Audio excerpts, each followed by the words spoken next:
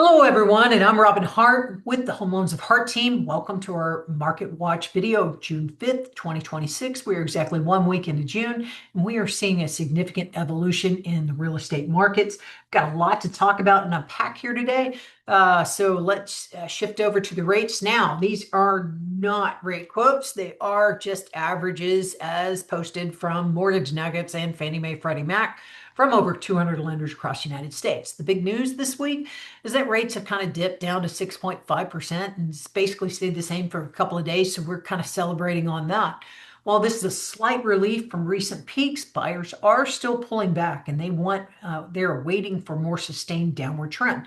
We're keeping a close eye on these daily fluctuations to help you find the optimal lock-in window. Now, I might ask, what is the primary driver of these higher costs? Well, it's the energy markets. WTI crude oil is holding high at $95 a barrel, thereabouts.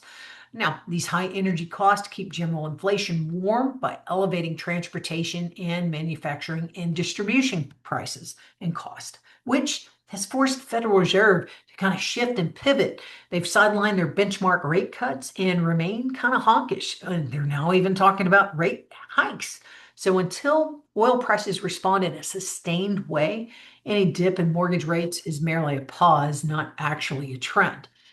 Now, the root of the energy pressure is the Strait of Hormuz, where we are now at day 98 of the ongoing conflict, with the safe passage through the Strait of Hormuz being blocked or closed for almost 100 days.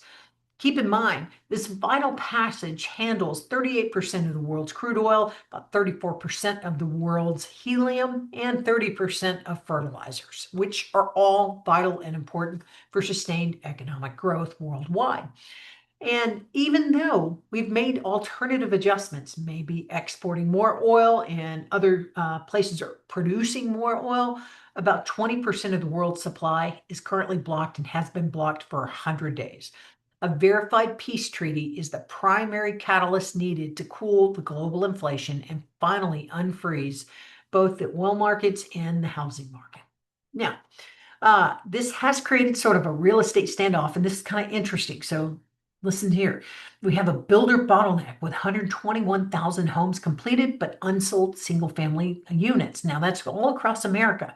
So sitting on the market, this is causing housing starts to kind of tumble 9% in April. On the other side, we have buyer caution.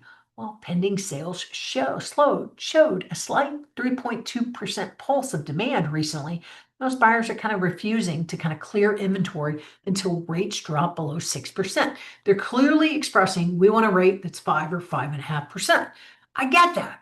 But here's the thing. The standoff is compounded by total cost squeeze. So it's not just the 6.51% baseline, but property taxes also rose in just about every major metro in 2024. And the median mortgage payment ticked up 2,152 in April.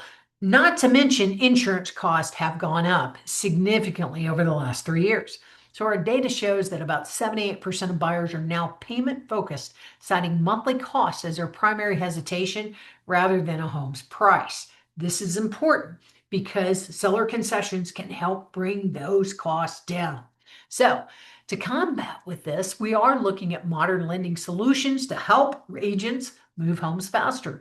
All 30 of the nation's largest mortgage originators are now using Vantage Score 4.0, which incorporates rent, utilities, and telecom payments histories, and it helps buyers who were previously shut out of housing and helps them get into housing. So we are exploring also, and this is per FHA, a 1% down payment options, as well as more down payment assistance options to help lower the barrier for the 62% of first-time homebuyers who now require financial assistance just to get into the home.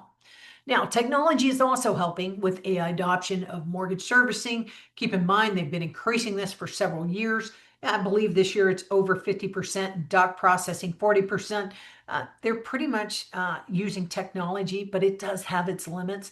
Take the Texas woman who used ChatGPT to sell her home, and she ended up demanding too few of concessions, a 90-day lease back, and rejecting a whole bunch of stuff, and it basically canceled the contract.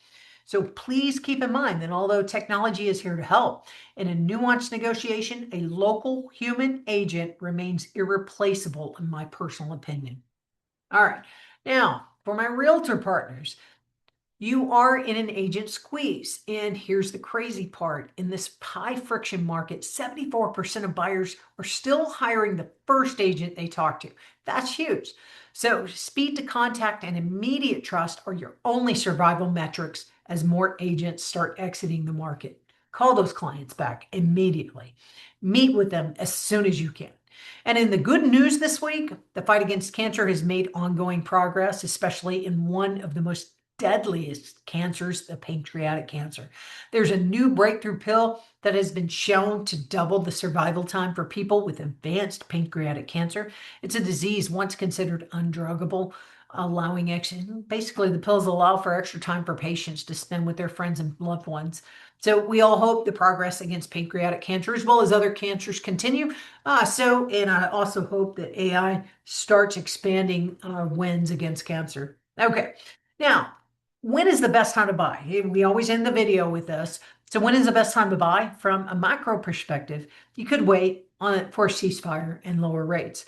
But from a micro opportunity perspective, there are 38 major metro areas where buyers currently hold absolute negotiating power. Nationally, sellers outnumber buyers by 43%. This is a known figure. So if you are in a buyer-favored metro, which includes Florida, Missouri, and even Texas, this is the time to act now before rates drop and sideline demand floods back in, and it basically erases your opportunity and leverage. Okay, now I'm Robin Hart with the Home Loans with Hart team. I'm licensed to help people find opportunities in Florida, Missouri, and Texas. Let's find your micro opportunity together. Help connect with me. You can find me on any social media outlets. We're on LinkedIn, Facebook, YouTube, the artist formerly known as Twitter, or you can even email me directly or IM me, DM me, doesn't matter.